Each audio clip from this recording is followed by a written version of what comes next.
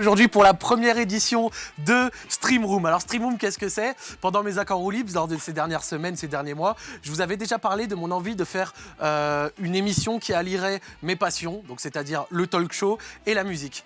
Nous y voici enfin. Bon, je sais que pour les amateurs de football, ce n'est pas forcément la bonne date. Il y a Paris qui est en train de jouer en ce moment même. Mais c'est pas grave, la VOD sera disponible assez rapidement sur YouTube. Et je suis très content de ce qu'on a réussi à vous proposer ce soir. Je vais vous parler un tout petit peu du format de l'émission, qui est assez simple à comprendre, d'une petite chose. Et puis ensuite, on démarrera parce que ce soir, je reçois quand même quelqu'un. Donc, au niveau du format, c'est assez simple. La première heure, ce sera un Zach en roue libre classique, chose que vous connaissez déjà, de 21h30 à 22h30 à peu près. Bon, je crois qu'on a quelques minutes de retard, mais vous nous connaissez, ça fait aussi partie du charme de la chose. Donc 21h30 à 22h30, ça va être l'interview de mon invité. Ensuite, on prendra quelques minutes de pause et on commencera ensuite le DJ set avec un format un petit peu boiler room pour ceux qui connaissent, où il nous en mettra plein les yeux avec le style de musique qu'il sait faire. On aura ramené du monde, ce sera sympathique. Tout le long de l'émission, vous verrez sans doute peut-être en arrière-plan quelques techniciens toucher un petit peu la lumière. C'est pas très grave, hein. Ils sont en train de terminer les derniers détails. C'était pour vous donner, pour vous expliquer un petit peu le ceci, le cela. Mais ne nous attardons pas plus parce que ce soir, je reçois Hippo. Tu vas bien, Hippo? Ça va et toi? Ça va, tranquillou. Je suis très content d'être là, ravi d'être reçu. Et je trouve ça super stylé, ton délire là, de ramener ça sur le stream. Et puis voilà quoi. Ça me fait plaisir, franchement ça me fait plaisir. T'es le premier, je t'ai dit, de cette émission, donc forcément tu inaugures un petit peu la chose. Et je tiens déjà, d'ores et déjà dès le début à remercier tous les techniciens, etc. qui ont travaillé toute la journée pour mettre ça en place. Vous verrez un peu plus en détail tout à l'heure tout ce qu'ils ont pu faire en matière de lights pour rendre le show hyper sympa. Mais refocalisons-nous sur toi. Alors, je vais te demander la chose que je demande toujours de manière classique la à mes invités quand je les reçois. La fameuse question, c'est de te présenter. Pour ceux qui ne te connaissent pas, donc ton nom, ton prénom, ton nom de scène, ton âge et ton parcours scolaire. Ok, alors je m'appelle Hippolyte, j'ai 22 piges, je suis le fils de Bernard et Christine, originaire de Vierzon. Qu'est-ce que je peux te dire? Maintenant, je suis sur Paris pour la musique, justement. Je fais partie du collectif de La Quarantaine et du label Obsidian Records. Donc je suis DJ et producteur de musique électronique là-bas. Et puis voilà quoi. Qu'est-ce que tu veux que je te dise de plus? Tes études, ton parcours scolaire. Mes études. Ah ouais, alors j'ai fait un bac sciences et techniques en laboratoire. D'accord. Ensuite, je suis parti à la fac parce que pour les parents, il faut aller à la fac et tout, tu vois, mais ça me bottait pas trop. Au lieu d'aller à la fac, j'allais plutôt en soirée, tu vois. Bien sûr. Et fac, après, je suis monté sur Paris pour faire une école dans le son. D'accord. DJ Network. S'appelle. C'est le nom de l'école? Ouais, c'est ça. Ça donne un diplôme reconnu de l'État ou genre c'est... Ouais, le diplôme de la première année, il est reconnu par l'État et la deuxième année qui est plus axée sur la production musicale n'est pas encore reconnu par l'État, mais c'est en cours, quoi, tu vois. Et c'est peut-être même pour toi, si tu veux te professionnaliser, ouais, te spécialiser un peu? Ouais, c'est ça, exactement. Mais en soi, l'objectif, c'est de faire sa carrière, quoi. Je vois ça comme ça. Le diplôme, en réalité, il vaut quelque chose, mais... pour moi, personnellement, je pense que ce qui va t'apporter, entre guillemets, de la réussite ou quoi, ou des dates, c'est pas le diplôme, quoi, tu vois. Bien sûr. Tu vas pas te pointer à un collectif, ouais, salut, j'ai mon diplôme DJ Network, tu vois. C'est vrai que c'est un monde un petit peu différent. Ouais. Le diplôme, puis voilà, mais au-delà de ça, c'était ouf, quoi. Franchement, cette école, le pied ultime. Ouais. J'ai fait la première année DJ, en fait, c'est axé sur les bases du DJ, un peu de communication, tout ça. Et après, la deuxième année, c'est axé full production musicale, création, etc. Et donc, du coup, t'avais quoi, par exemple, comme exemple de matière? Genre la première année, si tu t'en rappelles, bien sûr. En première année, matière, il y avait des cours de DJ, quoi, tu vois. Ouais. T'arrivais, tu mixais, on te donnait des cours théoriques, et après, tu faisais la pratique l'après-midi, tu vois. Il y avait quoi comme cours? Il y avait des cours de communication sur Photoshop, un peu de cours de production, mais la première année, c'était pas vraiment axé là-dessus, quoi. C'était plus axé sur les bases du mix. Comment se vendre, un peu, tu vois, en communication. Puis voilà, quoi. Tu parlais du fait que dans votre monde des artistes, des DJ, etc., le monde de la nuit un petit peu, le diplôme n'est pas ce qui compte le plus, car c'est plutôt la compétence. Ah bah oui. Là où je veux en venir, c'est est-ce qu'il y aurait beaucoup d'artistes qui sont autodidactes, qui apprennent un petit peu tout seul, genre par exemple qui achètent, je pense que c'est une majorité la majorité, elle fonctionne comme ça en fait. Ouais. La majorité des artistes, tous les artistes que que je rencontre ou que j'ai rencontrés, il n'y en a aucun qui me dise « moi j'ai fait une école de DJ », tu vois, ça paraît un peu aberrant de dire ça. Les puristes d'ailleurs, ils se diront peut-être « ouais, c'est chelou, c'est qui ce mec, il a fait une école de DJ, what the fuck, ça s'apprend tout seul le DJing, c'est un truc, tu l'apprends dans ta chambre, tu vas chiner des vinyles et tout, tu vois ». Ça, c'est un peu les puristes, ça. Ouais, c'est ça, mais moi ça s'est pas fait comme ça. Ça s'est fait autrement. Comment se sont passés tes débuts en tant qu'artiste? C'est-à-dire qu'à partir de quel moment tu as acheté genre ton matos, fait tes premières productions, tout ça? Genre ça s'est passé un petit peu genre à quel moment dans ta vie? Alors les premières productions, moi j'avais commencé à faire de la prod quand j'avais 15-16 piges, un truc comme ça. Sur Fruity Loops, j'avais craqué Fruity Loops. Je sais pas si tu connais, ouais. C'est le logiciel? Ouais, c'est ça, le logiciel. Pour ceux qui nous regardent, tu peux leur dire exactement tu fais quoi avec Fruity Loops? Ouais, c'est un logiciel de création musicale, quoi, en fait. Et j'avais commencé là-dessus, j'avais fait des petits trucs que j'avais postés sur YouTube, puis après j'ai un peu perdu, mais toujours en ayant ce rêve au fond de moi, tu vois. Et puis après j'ai repris un peu, je suis arrivé chez DJ Network, là je me suis remis dans le bain et après voilà quoi. Et donc directement sorti d'école, t'es passé de Vierzon à Paris? Ah non, ou alors t'avais déjà... Alors j'ai fait Vierzon, après j'ai fait Bourges, après j'ai fait Tours et après j'ai fait Paris. Ah ouais, mais attends, t'as été un petit club trotteur là? Ouais, c'est ça, ouais. Mais quelle a été la raison, genre des villes Vierzon, j'ai fait ma seconde. Après Bourges, j'ai fait première terminale dans un autre lycée parce qu'il n'y avait pas la filière. Et après, j'ai fait la fac à Tours. Et pendant que j'étais en fac à Tours, en fait, j'allais jamais en cours et je faisais que monter sur Paris pour assister à des événements, tu vois. Putain, si mes parents ils regardent ça, ils vont dire quoi? T'étais pas à la fac? T'es sérieux? Bon, après, vu que tu as arrêté, ils s'en doutent bien. Ouais. Et du coup, voilà, je faisais ces allers-retours, tac, tac, tac. Et c'est en faisant ces allers-retours que j'ai découvert l'univers de la techno. Je revenais sur Tours à la fac, je fais putain, mais c'est pas ça que j'ai envie de faire, quoi, tu vois. Et après, tac, je suis monté sur Paris. C'est ça qui m'a encore plus donné l'envie de. Quand j'ai vu cette école, je me suis dit, c'est une opportunité et tout. C'était genre le truc à saisir. Ouais, je me suis dit, vas-y, il faut que je tente, quoi. Top. J'écoute mon instinct, quoi. Je me suis Top. Donc, quand tu es un artiste comme ça, ouais. que tu commences à faire de la musique, etc., ouais. au début, comment est-ce que tu chopes tes premières inspirations, tes premières idées? Qu'est-ce qui fait, par exemple, regarde, dans la musique électronique, il y a plusieurs genres. Il y a, je t'apprends, il y a la techno, il y a le hardcore, il y a le BM, il y a la trance, il y a l'EDM, voilà. On connaît tous ces genres. Qu'est-ce qui, toi, t'a dirigé plus sur un style qu'un autre? Est-ce que tu as commencé à toucher à tout, histoire de t'identifier à un en particulier? Ou alors est-ce qu'il y a eu tout un... Ou alors directement, tu as su quel style de musique te chauffait plus que le reste? Non, pas du tout, ça s'est fait petit à petit, quoi. Quand j'étais adolescent, j'écoutais plus du rock, punk rock, etc. Après, j'écoutais plus du hip-hop, mais j'ai toujours eu un petit pied dans l'électro, dans ce que j'écoutais, quoi, tu vois. Et c'était quoi la question? J'ai dit, quand tu as commencé à faire tes prods, etc., comment est-ce que tu t'es dirigé vers un style en particulier? Pourquoi plus de la techno que du hardcore? Ou alors pourquoi plus de l'EBM que de la trance ou... Moi, à la base, en fait, je voulais faire de l'électro comme les grands, entre guillemets, tu sais, quand je regardais... Tomorrowland, tout ça. Exactement. Je saignais les after-movies de Tomorrowland quand j'avais 15 piges, j'étais là, mais comme un ouf, putain, moi j'ai envie d'être DJ, j'ai envie de crier dans le micro, faire des turn-ups, sauter dans la foule, tu vois, péter des bouteilles de champagne. Make some noise. Ouais, c'est ça, je rêvais de ça, tu vois, quand j'avais 15 ans.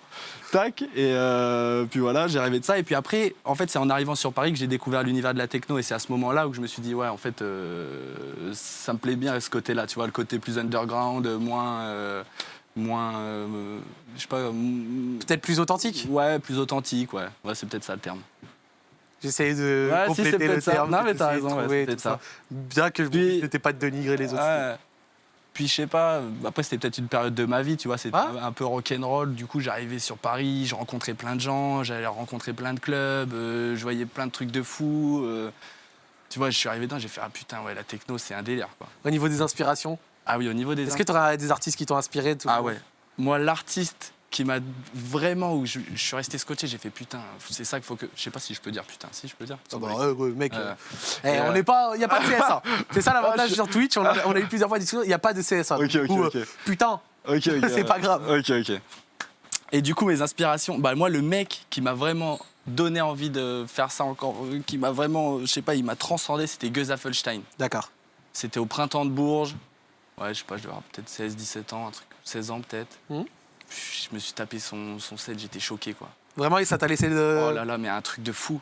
T'étais pantois? Ah non, mais truc de fou. Franchement, tu sais, toujours tu danses un peu, là, j'étais comme as. Transporté. Ah ouais, magnifique. J'ai kiffé. Ouais. Et Gesaffelstein, c'est genre vraiment. Gesaffelstein, Boys Noise, tous les mecs d'Headbanger, tu vois, Monsieur Oiseau. Après, il y a eu aussi. Merde. Bloody Beetroots. Ah, ok. Ah ouais. C'est pour ça, parce que moi, personnellement, j'ai écouté plusieurs de tes sorties. Ouais. Car je l'ai déjà évoqué ici, je vous le réévoque normal. Avec des amis, et toi, tu es déjà passé dessus, on a créé une chaîne dédiée à la musique qui s'appelle French Techno, voilà, qui est aussi un petit peu à l'origine de ce concept Stream Room. Je vous invite à aller la voir sur YouTube, où on poste régulièrement des artistes, notamment lui. Du coup, j'ai pu écouter plusieurs de tes productions. Et par rapport à une techno qu'on connaît d'habitude, qui est peut-être un petit peu plus grasse, un petit peu plus orientée kick, la tienne a quand même pas mal d'inspiration électro. Ouais, c'est ce qu'on me dit, ouais. Et ça vient purement je de pense tous les que ça artistes vient que tu de là. viens de dire. Ouais, je pense que ça vient de là. Et puis, je kiffe la techno, je kiffe l'univers, mais mes inspirations actuelles, c'est des artistes qui n'ont rien à voir avec la techno, tu vois. C'est vrai. Genre mes inspirations actuelles, tu vois, ça peut être la team de Pardon My French, DJ Snake, Chami, Mala, Mercer, tu vois, ces mecs-là. Tu vois, je kiffe leur travail, quoi. Mais pourtant, j'ai toujours l'esprit techno, quoi. Ah ouais. Au moment de faire une créa, comment ? Au moment de faire une créa, tu chines un petit peu des sons par-ci par-là ? Au moment de faire une créa ? Ouais, au moment où genre tu vas commencer, par exemple, à te poser, à faire un son. Ouais. Non, quand je fais un son, je fais rien d'autre. Enfin, tu vois, je me mets dedans, je teste des trucs, voilà. Je sais pas comment expliquer le processus de création, c'est un peu compliqué, tu vois, mais surtout qu'il y a plein de manières de démarrer le truc. Bien sûr. C'est moi, je voulais y venir peut-être un peu plus tard, mais tiens, vas-y, maintenant qu'on a embrayé dessus, il n'y a pas de souci. Vas-y. J'allais te dire, vas-y. Toi, t'es DJ à plein temps ? Non. Non ? Non. Tu fais quoi à côté ? Je fais des petits jobs à gauche, à droite. Je vis pas du tout de ma musique, quoi. C'est vraiment... je fais du black par-ci, des petits jobs par-là, tic-tic. Et après, dès que j'ai du temps libre, je fais de la création. D'accord. Et là, en ce moment, avec la quarantaine, l'agence de booking qui me gère, je commence à avoir un peu plus de dates, tu vois. Du coup, ça, c'est super cool. C'est-à-dire que ça me bloque tous mes week-ends pour faire des soirées, kiffer, jouer ma musique, tu vois, c'est le pied. C'est sympa. Ouais. Parce que j'allais dire, genre, quand sur ton temps libre, vu que de temps en temps tu as des petits travails, sur ton temps libre, dès que tu vas commencer à te poser, tu vois, pour essayer de faire une création, un son, tout ça, ou même un set, etc. Quel est le processus ? Comment ça se passe exactement ? Le processus, c'est compliqué, hein, franchement, pour t'expliquer. Genre, tu te poses, t'as tes platines, t'as ton matos, et bam, ça se passe. Donc, quand je produis, déjà, on produit pas avec le matériel qu'on peut voir. C'est pas fait pour produire ça. C'est fait pour jouer des titres, en fait. Quand on produit sur un logiciel. Moi, c'est Ableton. Et le processus de création, en vrai, ça dépend de chaque morceau. Tu vois, des fois, je vais démarrer direct en voulant faire un drop. D'accord. C'est-à-dire le moment énergique du morceau, avec tous les éléments, tous les instruments. Des fois, je démarre par l'intro, des fois, je démarre par une vieille nappe, un truc, et après, ça vient tout seul, et des fois, ça vient pas du tout aussi, tu vois.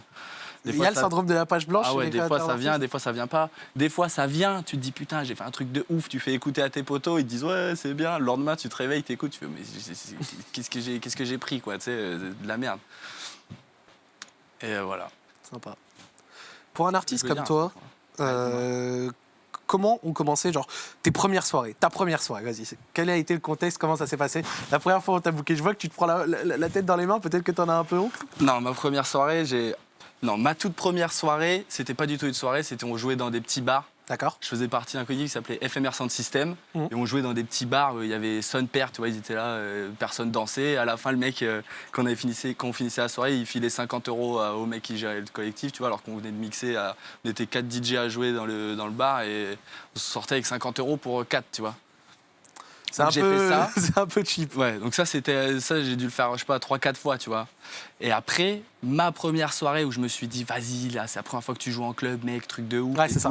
Et c'était un tout petit club, c'était l'Officine 2.0. Je sais pas si ça te dit un truc. À Paris. C'est à Paris. Je vois ça. tes grands yeux. Ah. C'est à Paris, je suis déjà allé. T'as déjà été ? Ouais, je suis déjà allé. T'y retourné ? Non. Ouais, jamais. D'accord. À l'heure actuelle, c'est juste de l'industriel, des trucs comme ça, je crois. Mais ouais, l'Officine 2.0, c'est un club à Paris. Ouais. Ah, je pensais quand même que pas leur tu joué en amont. Hein ? Non. J'ai fait l'Officine au début. D'accord. Et l'angoisse totale. Ouais. Ah, il m'est arrivé j'étais en pression déjà, comme un peu la même pression que là, mais encore plus haute, tu vois. Bien sûr. J'arrive devant les platines, tac, je me dis ça va, il y a un bouton qui marche pas, je suis obligé d'enfoncer les doigts pour changer les tracks dans le mécanisme, des faders cassés et tout, tac, je fais oh là là, la pression. Genre au niveau du matos, c'était pas bon du tout. Ah ouais, non, c'était la guerre. Mais bon, c'est pas grave, faut s'adapter, tu vois. Bien sûr. Et tac, je démarre le set. Première track, en plus j'avais plein de potes qui étaient venus, du coup ils gueulaient. Avant même que l'autre DJ ait terminé, ils faisaient Hippo et tout. J'étais trop saucé, je suis allé, c'est ton moment. Alors que le club, il y a, je sais pas, il y a 100 personnes qui Il y avait du monde un petit peu, quoi, tu vois, mais c'était pas un truc de fou. Mais dans ma tête, c'était un truc de fou. Et je prends les platines, je lance le premier morceau, boum, tout va bien, tac. Je vais pour caler le deuxième morceau, la platine de droite qui me lâche. Boum, loop, emergency loop, c'est-à-dire qu'il y a un beat qui fait... Tu vois, je fais, oh non, la panique, tac. Le beat, il tourne, les gens, ils me regardent, ils font, qu'est-ce qu'il est en train de branler? J'ai la sueur, j'ai envie de tout couper, aidez-moi, tu vois. Il n'y avait pas eu de soucis avec l'artiste d'avant? Non. Rien. Comme par hasard, j'en sais Comme par hasard, c'est moi, il se passe une couille de ouf, tu vois. Tac, il y avait mon mentor. Mon mentor, en fait, c'est le mec, c'était le formateur de chez DJ Network. D'accord. Qui est devenu, en fait, on a eu une relation, tu vois, il y a eu une vraie connexion, tu vois. Du coup, c'est devenu un ami, etc. On se voit après, on se voyait en dehors et tout. Et il était là comme ça pour me soutenir. Il fait, au début, c'est moi qui se fout un peu de ma gueule, tu vois. Il fait, alors, t'es dans la merde, là. Oui, il fait, dépêche-toi, t'es sérieux ou quoi? Tac, on est obligé de débrancher la platine, tac, tac, bim, bim, l'angoisse totale. Donc, pour conclure, ma première date en club, j'étais ultra saucé, mais ça s'est très mal passé. Ah ouais, t'as même pas pu reprendre le set correctement et tout après? Si, j'ai repris, mais c'était galère. Je faisais une boucle, des fois la boucle elle quittait pas, c'est-à-dire que je quittais la boucle, boum, ça revenait dedans. Tu peux expliquer c'est quoi peut-être une boucle pour ceux qui... Alors une boucle, par exemple, c'est un morceau. Par exemple, tu as ton morceau et tu vas sélectionner 2 points dans ton morceau et le morceau va se répéter en fait. D'accord. Tac. C'est-à-dire que si je sélectionne 4 temps, les 4 temps ils vont se répéter. Et donc t'essayais de faire répéter à un moment des boucles? Ouais, je faisais des boucles pour faire des calages, j'essayais de faire des transitions complètement ça quittait pas, du coup j'étais pas dans les temps, j'étais pas dans les phrases musicales, etc. Angoisse totale. Et comment t'as booké à celle-ci? Genre pour un artiste comme toi, genre surtout un gars qui vient de démarrer, tu vois. Genre apparemment tu venais de démarrer, t'avais joué que 2-3 fois au bar du coin. Ouais. Comment est-ce que ta proposition de première soirée, tiens là maintenant tu vas venir jouer au club, s'est passée? Comment ça s'est passé? Attends, je crois que je me souviens plus. Je me demande si c'était FMR Sound System, les mecs avec qui je jouais dans les bars. D'accord.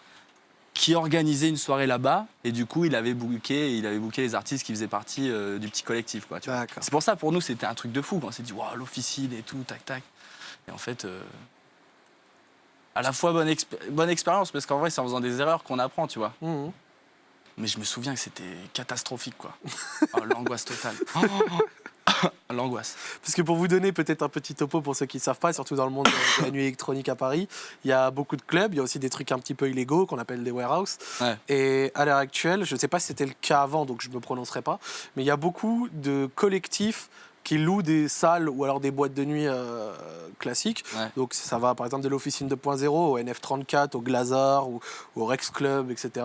Ouais. Donc du coup, c'est plus vraiment les collectifs qui ont leur propre salle, c'est les collectifs qui gravitent de salle en salle selon les soirées en fait. Ouais. Et maintenant, c'est presque plus du tout les soirées, enfin les salles elles-mêmes, voilà, c'est plus le club lui-même qui fait ses propres soirées en fait. Ouais, c'est vrai. Si je dis pas de bêtises. Ouais, c'est vrai. Après, je vais pas te mentir, je m'y connais pas trop en orga. Yes. Parce que des fois, il y a des clubs qui ont un DA qui après contactent, tu vois, etc. Il y a quand même une direction artistique dans le club, en général. Bien sûr. Genre, ils font pas genre bonjour, on vous loue le club, on vous donne temps et on fait ce qu'on veut, quoi. Non, bien sûr. Non, il y a quand même une certaine ligne à respecter. Ouais. Parce que si. C'est sûr que si tu vas, je sais pas, au Rex Club, ça part en grande soirée reggaeton, non, ça passe pas. Non, ça va pas trop le faire. Après, peut-être que ça a déjà été fait. Le Rex Club, pour ceux qui savent pas, c'est vraiment très techno. C'est un club mythique, quoi, en fait, dans Paris. Ah ouais? Ouais, c'est un club mythique. C'est un club mythique à 10 € le verre. Ouais. 12 € la Corona. Je l'ai découvert ici en venant à Paris. Sachez qu'en tant que Lyonnais de cœur, ça m'a fait mal. Ouais, tu m'étonnes. Bon, du coup, pour des artistes, il y a quelque chose qui est très très important, c'est d'entrer dans un collectif. Ouais. À l'heure actuelle, tu es dans un collectif, la quarantaine. Et Obsidian. Ouais. Tu peux nous expliquer l'utilité d'un objet comment t'es rentré dans ton premier collectif et comment je suis rentré? Alors j'étais encore chez DJ Network. Et il y avait un pote de soirée et tout qui a lancé son collectif Obsidian pour créer des soirées, organiser des warehouses, etc. Et il a vu que j'étais dans cette école, il a vu que j'avais commencé à me créer une page artiste, etc. Où il y avait, je sais pas, 10 pélos qui me suivaient. Tu vois. Il fait « Ah ouais mec, j'ai vu, tu te mets dans le son, ça te dit, on crée un collectif, on va faire des warehouses de ouf et tout. » Forcément, je fais « Allez, vas-y, let's go, ça part. » Après, on se rend compte que c'est plus compliqué que ça. Et après, au final, ce collectif s'est transformé en label. Et maintenant, le Obsidian, c'est un label et qui de temps en temps organise des soirées ou se fait inviter. Par exemple, là, ce week-end, on joue à Grenoble. D'accord. C'est le collectif NKRS qui invite le label Obsidian, qui nous invite pour aller jouer à Grenoble, quoi. Vous jouez dans quel club à Grenoble? On joue dans une warehouse. Ouais. Pour ceux qui ne savent pas, en gros, une warehouse, c'est un hangar abandonné. réaménagé, si je dis pas Ouais, de c'est bêtises. ça. C'est un hangar abandonné que les collectifs se prennent possession, mais c'est pas toujours abandonné en fait. Des fois, ça appartient à des gens, il y a des contrats, etc. Et c'est loué. Ouais, c'est ça. C'est vrai qu'il y en a déjà des fois qui sont faits un peu à la sauvage. Ouais. Moi, une des warehouses que j'avais fait et que j'avais kiffé sur Paris, c'était justement la quarantaine.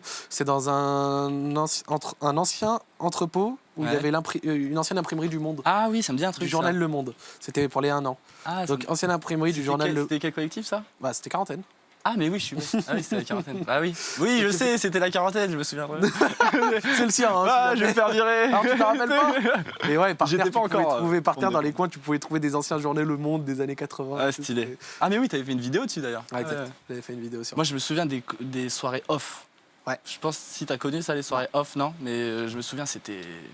Bah, je crois que c'était mes premières warehouse en fait. C'était quoi? C'était warehouse énervé, bien raw, tu vois, des palettes par terre. C'était pas aussi bien organisé que maintenant, tu vois. Mais c'était Et- peut-être un peu plus ça a peut-être un peu plus de charme. Ouais, ça avait plus. Ah, je sais pas en fait. Ah. Ouais, je sais pas en fait, ça dépend. Des fois, tu peux te retrouver dans des warehouses qui sont ultra bien. En fait, moi, j'ai l'impression qu'avec le temps, j'ai plus envie d'être dans un truc où c'est plus carré quand même, tu vois, avec de l'eau, des toilettes, tu vois, se poser. Qu'à l'époque, t'avais un tuyau d'eau comme ça qui coulait, on était 150 derrière, bah ouais. Ok. Ouais, tu vois, Voilà, la vous galère. avez l'exemple Des un petit toilettes peu. qui fuient, boum, inondation, des trucs, tu vois, c'est un peu, c'est rond, quoi, tu vois, c'est Tu drôle. peux avoir l'exemple de l'avantage que ça, avoir un truc un peu plus carré, un peu plus organisé. Ouais. C'est top.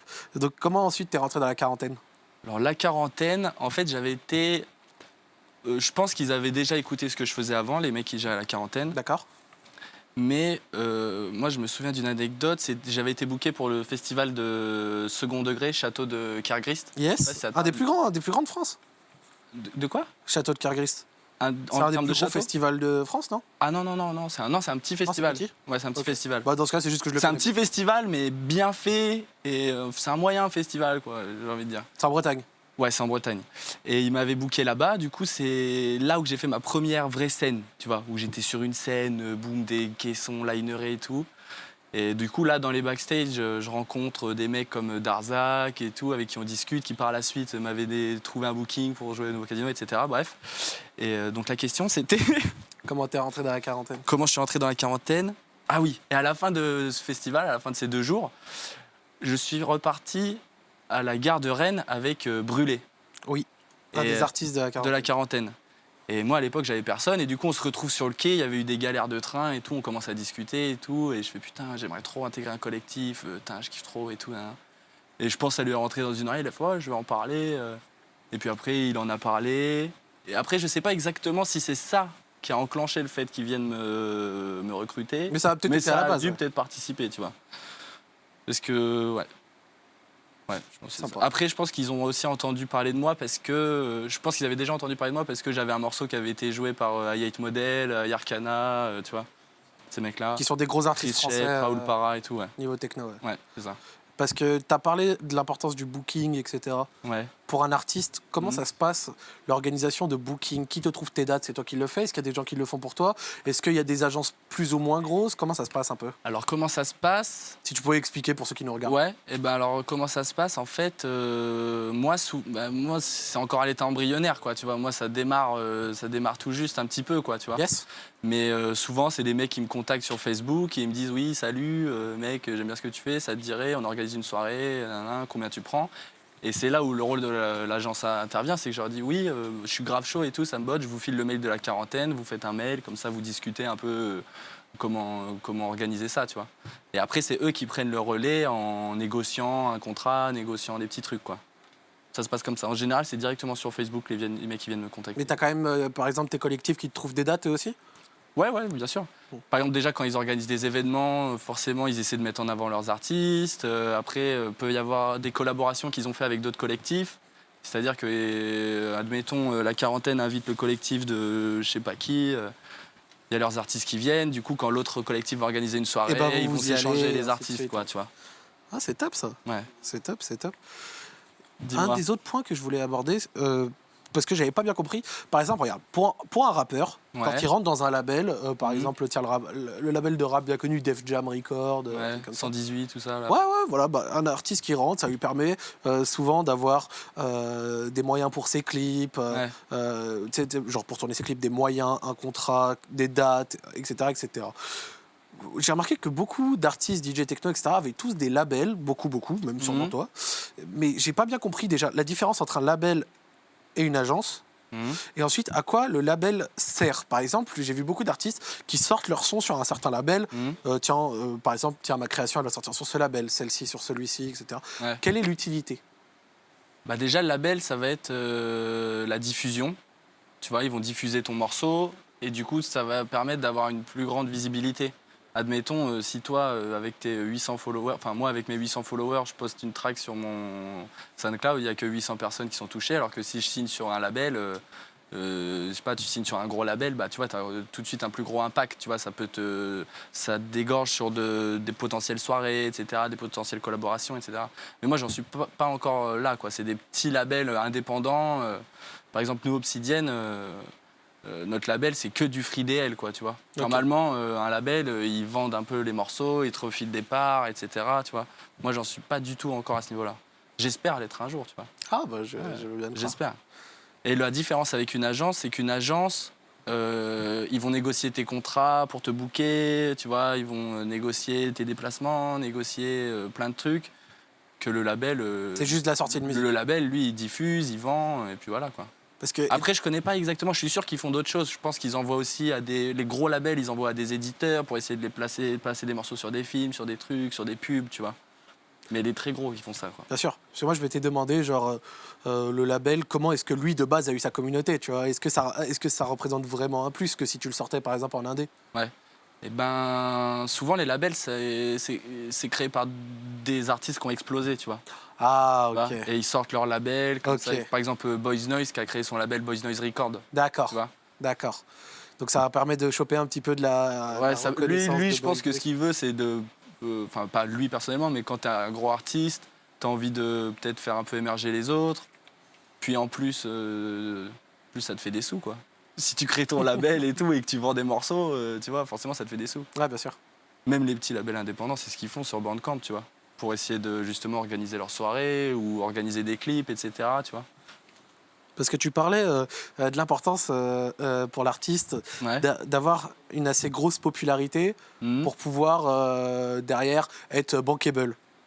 Moi, je trouve ça assez fascinant parce que contrairement aux autres mondes où certes tu peux avoir genre quand tu es DJ ou artiste comme toi, tu peux avoir par exemple être aussi bon que des plus connus ou autres. Et ça dépendra vraiment du nombre de gens qui te suivent. Ah bah oui, c'est clair. Et j'ai remarqué que vous, ça se mesure surtout un truc, c'est votre page Facebook. Ouais, c'est clair. Ouais, page Facebook, SoundCloud, Instagram, tout ça. Mais c'est vrai que Facebook, c'est là où il y a tous les événements, en fait. Ouais. Facebook, tu as l'option événements. Du coup, c'est relié à ta page. Tu peux relier à ta page. C'est là où que tu communiques un peu sur ta soirée. Mais de plus en plus, en vrai, ça s'ouvre sur d'autres choses. Tu vois, Twitter, tu regardes tous les plus grands artistes, DJ Snake, etc. Non, DJ Snake, je sais pas s'il a Twitter. Oui. Mais il l'a. Il l'a. Ouais. Oui, si, il a Twitter. Je me souviens, il avait changé pour DJ Serpent, pour je sais C'est plus ça. quoi. Et ouais, eux, ils s'ouvrent à Twitter, mais ils ont besoin d'être sur tous les fronts, tu vois. Mmh. Mais ouais, c'est important la page Facebook, je pense. T'as des sorties qui arrivent peut-être? Alors ouais, j'ai des sorties. J'ai une collaboration avec Sierra. Ok. C'est une artiste qui fait un peu des bails synthwave, darkwave, tu vois, un peu l'univers Gesaffelstein, mais en même temps c'est très cinématique, tu vois, elle se plonge un peu aussi dans l'univers de la musique de film. Genre là, elle a fait un truc pour, je sais plus c'est qui les réalisateurs, mais c'était pour un court-métrage où elle a fait la bande-son et tout, tu vois, un truc de ouf. Et du coup, j'ai ça avec elle qui est en cours. Ensuite, j'ai une collaboration avec SK, qui fait partie du collectif Primaire. Ok. Et ça devrait sortir sur KTK Records, un petit label parisien, pour un VA avec. Je sais plus qui est-ce qu'il y aura dessus. Je crois qu'il y a Cosmar, il y a. Ah putain, je pourrais plus te reciter les C'est noms. pas grave, si Bref, tu les as pas on tous, s'en on t'en fout. veut pas. Tac, attends, j'ai quoi d'autre? J'ai aussi un EP qui devrait sortir d'ici peut-être un mois, je dirais. Ok. À la base, je voulais le sortir pour justement à cet événement, tu vois, ça aurait été cool de faire un petit coup de promo. C'est vrai que ça aurait été cool Mais de du l'avoir. coup, faut aller me follow parce que ça va bientôt sortir. Non, vous avez raison. On vous rappelle aussi, et c'est d'ailleurs pour ça que moi j'avais créé French Techno avec des amis, c'était pour mettre en avant des artistes français, francophones, tu vois. Car je me suis rendu compte, en fait, au fur et à mesure que je suis rentré dans cette scène-là, de l'importance pour ceci d'avoir un following très important. Parce que vous avez souvent des sons qui percent, mais pas les gens qui suivent toujours. Ouais, c'est clair. Par exemple, lui, il a des sons sur certaines pages qui ont 40, 50, 60, 70 000 vues. Non, tu gonfles. Tu vas trop. Si, j'ai vu sur J-Lo, hier, t'avais un son à 50 000 vues. Ah ouais? Ouais, ouais. Non, c'est pas 25 000. Non, c'est 50K. Ah ouais? Eh oui. Ok. T'as vu, regarde, toi, tu sais même pas. Vraiment, t'as l'œil. Et derrière, les gens ne suivent pas toujours. Ouais. Du coup, après, on a un DJ set spécial pour que vous puissiez apprécier ce qu'il sait faire, etc. Je crois que tu avais prévu beaucoup de tes morceaux sur celui-ci. Ouais, je pense que j'ai prévu beaucoup de mes morceaux. Voilà. Après, je vais faire 45 minutes, plus ou moins bien préparé. Après, je vais partir un peu, on verra quoi. Pas de souci. Donc il y aura ça. Et je mettrai aussi l'accent, si vous avez apprécié après ce qu'il a créé, n'hésitez pas aussi à aller le suivre sur ses réseaux. Il y aura le lien dans la description, dans le chat. Ah, ce serait bien ça. Tout ça. Histoire de ramener un petit coup de promo. Ça fait aussi plaisir de mettre en avant des artistes. Et si vous les avez appréciés, c'est toujours cool pour eux aussi de les suivre. Ça les aide. C'est vrai que ça nous aide. Ça les aidera à l'avenir. Au niveau des dates que tu as fait, Oui, dis-moi. laquelle t'as le plus marqué? Laquelle a été la plus grosse? Est-ce que tu as déjà joué à l'étranger? Non, j'ai jamais joué à l'étranger. Mais le truc de ouf qui m'est arrivé, c'était à Nantes. On m'avait booké pour jouer juste après Brodinski. Oh! Truc de fou, quoi. Alors que je suis fan, pas fan, mais j'admire Gesaffelstein pour sa musique. Et Gesaffelstein et Brodinski, tu vois, c'est les deux, quoi. C'est le duo qui tournait tout le temps ensemble. C'est vrai que c'est très très gros, Brodinski. Et là, je me suis retrouvé à jouer juste après lui, mais les gouttelettes comme ça, j'étais pas bien. J'arrive sur la scène, je fais ouais, ça va, ouais, bien, j'adore ce que tu fais. Tout miteux. Et puis voilà, ça c'était trop cool, tu vois. Il y avait vraiment grave du monde? Ouais, il y avait grave du monde, c'était au Warehouse, le club de Nantes. Je sais pas si ça te dit, système light de ouf, système son de ouf. Je balance la première track, les canons à CO2 qui pètent, j'étais choqué, je fais oh, qu'est-ce que c'est? T'étais bien content? Ah ouais, j'étais trop content, c'était vraiment cool cette date. Bon. Après, j'ai eu quoi aussi récemment? J'ai gagné un concours, c'est BNK. Ouais, parle BNK. Ouais, je connais, c'est Warehouse. Ouais. Ils faisaient un concours là pour les petits artistes, voilà, et j'ai gagné ce concours. Du coup, je me suis retrouvé à jouer là-bas et ça, pareil, c'était une expérience de ouf. Quoi. Il y a combien de personnes? Ah, j'ai pas envie de te dire de conneries, je sais plus. 1000, 1500? Oh, plus, je crois 2000 peut-être. 2000 personnes? Ouais. Et quand tu rentres devant 2000 personnes chauffées à blanc comme ça, en plein milieu de la nuit. C'est ça qui me fascine moi, avec les DJ techno, c'est que les DJ techno, c'est toujours des soirées. Là, les autres concerts, ça finit peut-être à 20h, 21h. Si tu comptes pas vraiment les showcases de rap, ça finit 21h. Ça. Nous, c'est jusqu'à 5, 6h du matin. Ouais, c'est ça. Même des fois jusqu'à midi. Des fois, ouais, des fois jusqu'à midi. C'est dingue. Tu peux te retrouver avec un artiste qui est là de 7h à 9h du matin. 7h à 9h du matin, t'as intérêt d'être en forme. Ouais, c'est clair. C'était quoi la question? Je crois que tu m'as lancé une question là. En tu m'as dit ça fait quoi quand on arrive devant 2000 personnes? Ouais, c'est ça. Déjà, je suis pas arrivé devant 2000 personnes parce que je faisais le warm-up, tu vois, donc ça a eu le temps de se chauffer. Ok, le temps que les gens arrivent. Pour Brodinski, je sais que je suis arrivé après lui, du coup les gens ils étaient ultra bouillants et ils ont vu ma tête arriver, ils se sont dit c'est qui lui, tu vois? Qu'est-ce qu'il va nous faire? Et c'est la pression et en même temps c'est stylé. Le plus stylé vraiment, c'est quand tu joues un morceau et que les gens ils réagissent parce qu'ils le connaissent, tu vois. Là c'est à BNK quand j'ai joué Solide, à un moment il y a un break où le morceau il ralentit et il part en mid-tempo. Et j'entends des mecs qui disent ah, solide, c'est solide et tout. Ça, c'était kiffant. On peut avoir un extrait de Solide, s'il vous plaît? Ils me disent qu'ils l'ont dans l'oreillette. Si vous pouvez nous mettre l'extrait pour ceux qui aimeraient bien voir ce dont ils voulaient parler à l'instant. Ah, c'est celui-là. Alors, attends, on écoute ça. Ah ouais, c'est bien, là, les basses. Effectivement. Donc, s'ils ont reconnu ça, là, ça a dû... C'est qui ce morceau? C'est de moi. Solide. Oh. Ouais. Solide, le morceau. Et ouais, trop stylé. Attends, le fait qu'ils réagissent. Surtout si tu as vu que c'était ton son sur lequel ils ont réagi. C'est ça qui est stylé en fait. T'as dû avoir un petit coup d'ego. Ils disent ouais, solide. C'est ça qui m'a choqué parce que les gens ils réagissent sur des morceaux. Tu peux pas savoir s'ils réagissent parce qu'ils connaissent ton morceau ou s'ils réagissent juste parce qu'ils kiffent la track. Tu vois. Ouais, bien sûr. Que là, j'avais entendu des mecs devant. Ils disaient ouais, c'est solide. Ils criaient comme ça. Dans ma tête, je vais ouais, tu connais toi. T'étais fier. Ouais, j'étais fier un peu. Ah, ça fait plaisir, c'est cool. Petite fierté. Bon, au niveau de ton avenir. Oh là là. Question difficile. Ah ouais, j'en ai aucune idée. T'as pas d'idée de comment est-ce que tu voudrais orienter ta carrière? Je sais pas.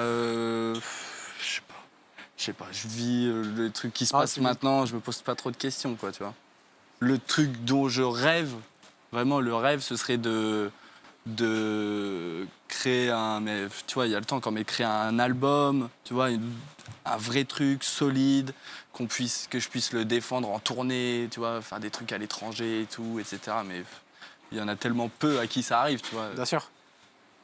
C'est à l'heure actuelle, j'ai vu qu'il y a quand même beaucoup d'artistes parisiens qui commencent à sortir. Genre la scène parisienne en ce moment, genre elle est Bah chaude. ouais, c'est clair.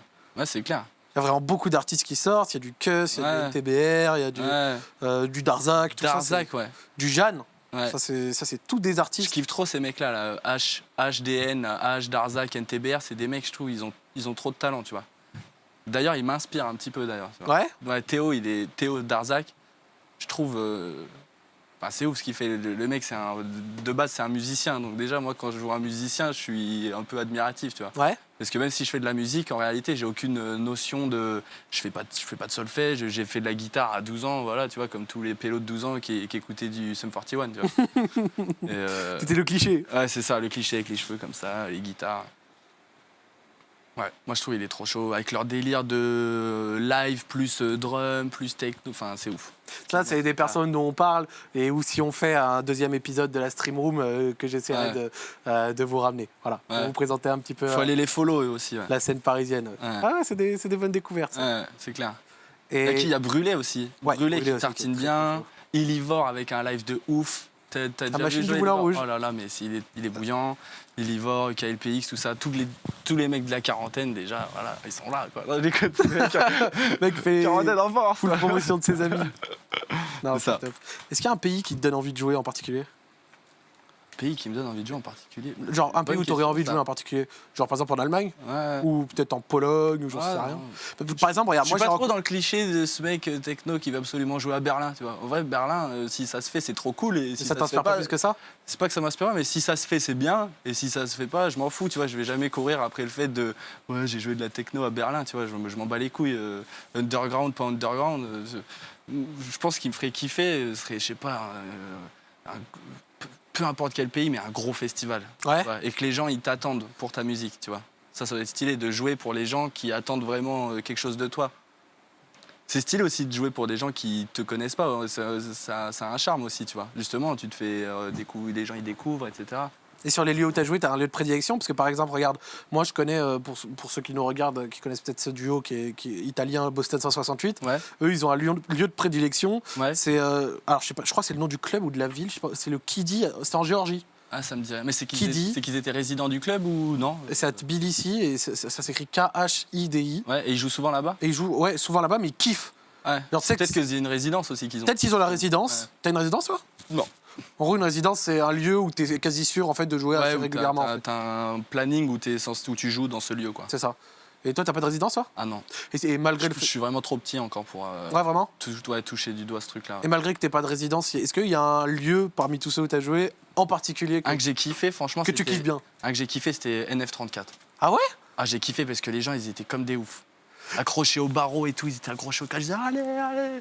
Ça me montait sur les épaules. Ah, 34 quai ça. d'Austerlitz, hein, c'est à Ouais. côté de la gare de Lyon. En fait. Ah ouais, c'était trop cool. Franchement, ce bail-là, j'ai kiffé. Ouais, pourtant, le lieu, il est pas ouf. Enfin, il est correct, mais Bah, moi, j'aime bien. il est Ouais. atypique. Moi, je trouve ça.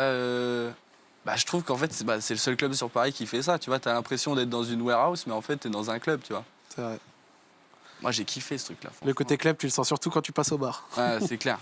C'est clair. Top. Puis la cage et tout, elle est stylée, tu sais. Tu sais, quand t'es dans la cage, t'es là, t'as l'impression qu'il y a des animaux autour de toi qui veulent du son et tout, c'est trop kiffant. Quand t'es un artiste, ton style, il évolue constamment ou toi, tu restes un petit peu sur ce que tu sais faire? Ah non, Est-ce que par exemple, là, tu joues un certain style et dans un an, par exemple, tu dois jouer peut-être un peu plus d'acide ou peut-être un peu plus d'indus ou... Ah mais ça se trouve, dans un an, je ferai tout autre chose, je sais pas en fait. Déjà sur mon SoundCloud, tu sais, quand t'as écouté, il y a des morceaux qui sont techno à 135, Yes. 138, et t'as des morceaux qui sont mid-tempo à 100, un peu le délire Quand tu Xavier dis à 100, c'est le Oui, BPM. 100 BPM, excusez-moi, ouais. C'est C'est les battements par minute, le tempo quoi en fait. le tempo Ouais. du son, ouais. Et je fais un peu... En fait, il y a un truc que j'aime pas trop, c'est d'avoir une idée... Tu sais, quand t'es artiste, t'as besoin de te chercher une identité sonore. Un peu, D'accord. tu vois. Et bah, moi, on me dit que j'en ai une. Moi, je trouve que t'en as une. Ouais, mais pourtant, je cherche pas à la tenir, tu vois. Je suis pas en mode putain, ouais, ce morceau je le sors, mais putain, il ressemble pas du tout au précédent. Tu vois, en vrai, je m'en bats les couilles. Je fais le morceau. Si je kiffe, je me dis vas-y, je le sors et voilà. Je pose pas trop de questions sur l'évolution. Je fais ce qui me plaît, quoi, en fait. Ah, Dès que je produis et qu'il y a un morceau que je suis chez WAM, j'ai la tête qui bouge, ça part. top. Ouais. Parce qu'il y a certains artistes, tu vois, ils jouent un certain style, puis Ouais. après ils s'y attachent juste pour pas perdre leur public, tu vois. Ouais. Alors après, moi, ce que je kifferais, j'ai en perspective d'avoir différents alias, tu vois. Ah ouais? Ouais. C'est vrai, c'est un truc qu'on voit souvent dans la techno, ça, des gens qui ont différents alias. Ouais, mais dans tous les styles d'ailleurs. Ah ouais? Par exemple, David Guetta, qui a son alias Jack Back, qui fait Tech House Techno. Ah, j'étais pas au courant du tout. Ouais, si, il a sorti un album électro tendance actuelle, tu vois, ce qui fait. Ah ouais? Et à côté, il a sorti un album sous son blaze Jack Back, avec des morceaux Tech House, mais énervés. Il a sorti des trucs sur tout le room. C'était récent? Grenade, le morceau. Ah, je sais pas, ça va peut-être faire 4-5 mois, un truc. 4 mois peut-être. 4 mois, c'est tout? 5 mois peut-être. Je sais même pas pas, si je vous dis étiez au peut-être des courant que conneries. David Guetta a sorti un son. Ah si, il faut aller checker parce que les gens ils jugent beaucoup, tu vois. Souvent sur les réseaux, on voit beaucoup l'espèce de petit piano avec les deux touches. Ouais, les guitares. ouais. Je l'ai vu. En réalité, ces mecs-là, tu vois, qui sont arrivés là, c'est des mecs ils ont du talent, quoi, tu vois. Même si arrivés à un certain niveau, peut-être ils font plus 100% de leur travail, ils délèguent un peu sur les créations, etc. Mais ils sont partis, c'est des DJ, quoi. Ils sont partis de comme nous à faire du son dans leur chambre et ils sont arrivés au max, quoi, tu vois. Bien sûr. Et le mec, il démarrait, je crois qu'il jouait où? C'était au Palacio, ça s'appelait. Il y a une interview où il parle, où il dit qu'il jouait à l'époque, le DJ, t'avais la piste de danse, et lui, il jouait sous la piste de danse, et il y avait une petite grille comme ça où il voyait les pieds des gens. Genre le DJ, il n'était pas mis en avant comme dans les clubs maintenant. Sérieux? Ouais, quand tu vas en club, tu danses devant le DJ, tu vois. Et lui, il expliquait qu'à son époque, au Palacio, les gens, ils s'en battaient les couilles du DJ, ils y allaient pour danser, et lui, il était miskin dans la petite cave avec la grille qui donnait sur la scène, quoi, tu vois. Juste les yep des gens. Ouais, c'est ça. Ah ouais, Elle mais je est savais trop pas ça. stylée, cette interview, franchement. Il parle de tout ce qu'il a fait et tout. Franchement, c'est intéressant. Je savais pas ce genre de Ouais. détails. Ouais, par exemple, tout à l'heure, on parlait d'un autre artiste parisien qui s'appelle Brûlé. Et Ouais. lui, il a un autre alias qui s'appelle Claire. Exactement, ouais. Et il y en a plein qui ont comme ça ce genre Ouais. de. Il a un univers un peu plus hard trance sur son truc clair et un univers un peu plus hard acide, hard. Je sais pas trop comment définir en fait. T'as son peut-être style, d'autres artistes comme ça qui ont deux alias qu'on connaît pas forcément. Parce que par exemple, là, le David Guetta et Jack Back, je connaissais pas. Tu iras checker, je suis sûr que tu vas kiffer. Ah, Toi, t'aimes bien en plus la techno un peu mélodique des fois, non? moi j'adore plusieurs styles. Ouais. J'adore quand c'est un peu mélodique et tout ça, Ouais, tu parce vois. que ouais, Un peu limite psychédélique, tu vois. ouais, J'adore quand c'est acide. L'acide, je kiffe. ouais. Donc, l'acide, pour ceux qui nous regardent, c'est un dérivé de techno. Avec Ouais, des c'est un bruits style peu- de techno, ouais, ça. Un peu Ça chelou. sort d'une machine qui s'appelle la TB303 en fait, et D'accord. c'est un son qui est particulier, quoi, tu vois. Et j'aime bien l'industriel aussi. Ouais, L'indus de temps en temps. Mais à petite dose. Mais Ouais. j'aime bien l'indus. Moi, je suis bien fan de l'EBM, tu vois. Ouais. Truc un peu. C'est quoi l'EBM exactement? L'EBM, Tu peux nous c'est. Je pourrais même pas dire l'histoire de l'EBM ou l'explication de l'EBM, mais je sais que c'est tiré. La base de l'EBM, c'est une basse qui est. Une basse qui a un certain grain. Je crois que ça sort d'un synthétiseur qui s'appelle le Monarch. D'accord. Et je crois que ça part de là. Genre, par exemple, c'est quoi la différence entre EDM et EBM? C'est quoi la différence? C'est quoi déjà l'acronyme? Je sais même pas. Je sais juste qu'en réalité, EDM, c'est pas ce que les gens. C'est Electronic C'est Dance pas ce que Music. les gens croient. Ouais. C'est pas EDM, c'est Martin Garrix, Avicii et mes couilles, tu vois. C'est EDM, en réalité, c'est Electronic Dance Music. Donc à partir de là, la techno, c'est de l'électronic dance music. Bien sûr. C'est de la musique électronique, c'est de la dance, c'est de la musique, tu vois. Donc je sais pas trop. EDM, c'est de la musique électro, quoi. Top. Tu sors souvent? De moins en moins. Pourquoi? De moins en moins parce que avant, je sortais énormément. Et maintenant, je sors moins pour plus me concentrer sur moi-même, tu vois. J'ai plus envie de sortir tous les week-ends Juste pour pour sortir. me prendre une cuite et le lendemain être en PLS, commander Uber Eats, être en Y, tu vois. Je préfère... Et puis maintenant, je préfère sortir quand c'est pour jouer, tu vois. Ok. Là, c'est le pied, quoi, tu sais. Genre quand tu sais en amont que tu vas jouer. quoi, ouais, c'est trop stylé. Genre la là, préparation en d'un set, mars, c'est comment? la préparation d'un set, ça dépend de ton envie et surtout ça dépend de où tu vas jouer, quoi, tu vois. C'est sûr que et à quelle heure tu joues. Et selon la prog aussi au préalable. Exactement. Par exemple, là à Nuit Fauve, je faisais le closing. J'ai pas démarré comme là je vais démarrer un peu plus smooth pour m'adapter aussi aux gens qui nous regardent s'ils connaissent pas trop l'univers de la techno. J'ai pas trop envie d'arriver avec du 140, bim bim bim, je prends mon temps avec des univers que j'aime bien. Nuit Fauve, je disais, j'ai démarré à 140, les gens ils étaient déjà chauds, tu vois, le mec il finissait à 135. Si tu commences en warm-up, Tu commences le premier à jouer, tu joues un peu plus smooth, tu vois, pour mettre les gens dans le bain. Et tu commences de plus en plus. Enfin, tu Ouais, finis c'est de ça. plus en plus Ouais. dur. Et souvent, pour préparer mes sets, j'ai un peu une ligne directrice. Cette ligne directrice, c'est mes tracks en quelque sorte, tu vois. Et après, je construis un peu autour, en fonction de ce qui est sorti ou d'un morceau vraiment que j'ai kiffé. Par exemple, là, il y a le morceau de Jet Jotronic, qui a signé sur Boys Noise Record. Take Me Down, le morceau. D'accord. Et celui-là, j'arrive pas à le retirer de mes sets, quoi, tu vois. Ah ouais, tu l'aimes vraiment trop. Ah ouais, je l'aime vraiment trop. En closing, je pourrais pas le jouer, tu vois, mais là, c'est sûr que je le joue. Même un morceau de Boys Noise cérébral, là, putain, je suis obligé de le jouer, je kiffe trop. Non, mais d'accord. Ouais. D'accord.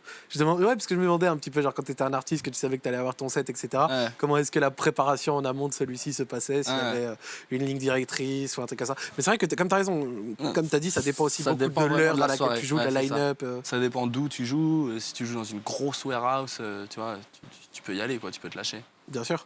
T'as déjà joué dans une soirée où c'était pas du tout ton style, où on t'a demandé de jouer un autre style, peut-être genre de la house ou un truc comme ça? Ouais, dans les petits bars, je jouais de la house. Les petits bars, là, du début. Ah Je oui. jouais de la petite house. C'est pour ça que je te dis, c'est des petites house, tic-tic. Petite musique Et je kiffe d'ascenseur. aussi, tu vois. En vrai, je suis trop ultra ouvert d'esprit en termes de musique. Je peux écouter, tu vois, j'écoute de tout. Je peux écouter de la redeem, neurofunk, techno, hardcore, house, tech house, l'espèce de new house là qui arrivait avec le label Confession de Chami et tout là. Je kiffe.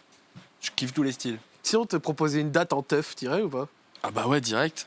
En teuf, pour ceux qui demandent, c'est les vrais raves dans les bois, Ah dans ouais, les bah, forêts, direct. complètement illégales. Ah ouais, direct, j'y vais. Hein. Bim. T'as déjà fait une? Non, je n'ai jamais fait. Non, jamais. Non, jamais. Je kiffe Mais bien, ça ouais. te fait plaisir. Dans ma campagne à Vierzon, on a déjà posé un petit système son, mais rincé, tu vois. C'était 2 vieilles enceintes comme ça, là, tac, avec une petite tente. On était une trentaine. Et, C'est quand même pas mal, hein. ouais. Ouais, mais ça vaut pas un bon gros système son Function One d'une grosse warehouse, tu vois. Ah, ça, Ou l'acoustique, ou peu importe. ça, je dis pas. Si je te demandais si tu sortais beaucoup en ce moment, j'allais te dire, tu penses quoi un peu de l'état de la nuit parisienne en ce moment avec tout ce qui est Je sais proposé? pas pourquoi, mais etc. je me doutais que tu allais me poser cette question. Bah oui. Ouais. Et je sais pas quoi répondre, en fait. Ah ouais? Ouais, parce que on est jeune, tu vois. Je peux C'est vrai que pas. t'as pas connu autre chose. Bah ouais, je peux pas avoir un avis extérieur, tu vois. C'est vrai C'est pour que ça que ça quelqu'un- me fait rire les gens qui disent oui, la scène techno en ce moment, je trouve que, tu vois, ça fait 5 ans que tu sors en soirée techno, qu'est-ce que t'as pas vu grand chose, quoi. Ouais, ouais. T'aurais 40 piges, ça fait 40 ans que t'es en soirée techno. Laurent Garnier pourrait nous en parler, tu vois, de la scène techno, comment elle a évolué, tu vois, C'est vrai. ou comment ça se passe. Peut-être dans 10 ans, je pourrais dire quelque chose si ça évoluait. Moi, tout ce que je vois, c'est qu'à chaque fois qu'il y a une soirée, une warehouse, les gens, ils kiffent, tu vois. Ils sont là, ils kiffent. Bon, des fois, il y a des petits débordements avec la police, parce que forcément, ça fait du bruit. Les lieux, c'est pas toujours légal, etc. Mais Laurent Garnier, Mais- t'as déjà rencontré? non, non, jamais rencontré. J'ai déjà vu jouer au Rex, mais j'ai jamais rencontré. D'accord. J'ai rencontré Chami, 2 fois. Je connais pas. Chami, tu connais pas Chami? Je connais pas. Ah ouais, c'est un gros. C'est la même clique que DJ Snake. Il y a DJ Snake, Chami, Mala et Mercer. Je connais que DJ Snake dans ce que t'as dit. Ah ouais? Pour te dire. Chami, c'est le mec qui s'habille en prêtre, là, qui a un petit truc blanc comme ça, avec une grosse beubare. Ça me dit rien.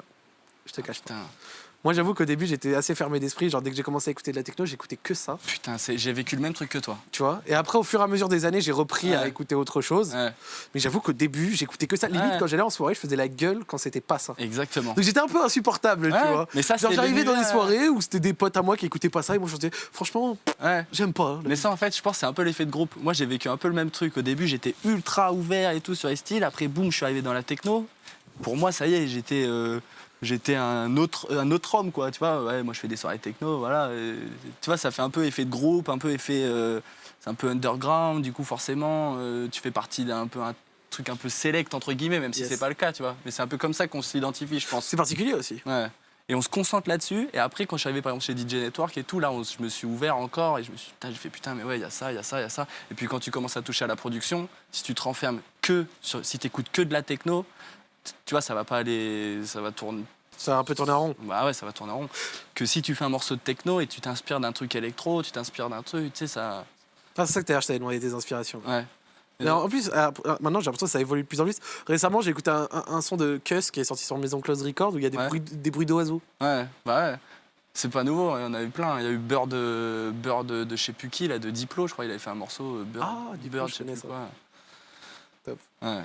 Bon, c'est passé assez vite, mais on arrive un peu à la fin de l'interview. Ah ouais, déjà? Ouais, on arrive à la fin de l'interview. Ah ouais, putain, Donc- ça va vite, hein, j'étais en pression, je me suis dit, je vais rien avoir à Et je t'ai raconter. dit que ça Ouais. passe super vite, etc. Alors, J'étais content. certes, c'est ta première interview là, comme ça, à l'image. etc. Première interview comme ça. Bon, il faut bien une première.